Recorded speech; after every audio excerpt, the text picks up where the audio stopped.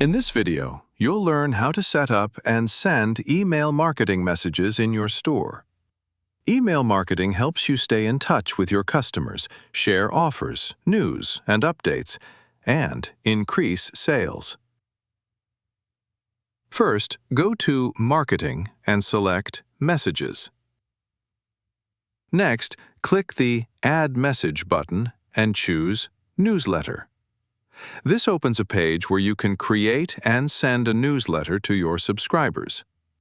Start by adding a subject to the message. This is the text your customers will see in their inbox. You can also use personalization tags, such as the customer's first name, to make the subject more personal. Below the subject, you'll see the message itself. Click the Edit button to open the email editor. This opens the message editor, where you can design the content of your newsletter.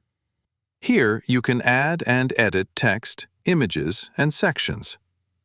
On the left side, you'll find settings for colors, fonts, and buttons, so you can match the newsletter to your brand. When you're done editing the message, click Dismiss to return to the newsletter view. Then, save the changes you've made to the message.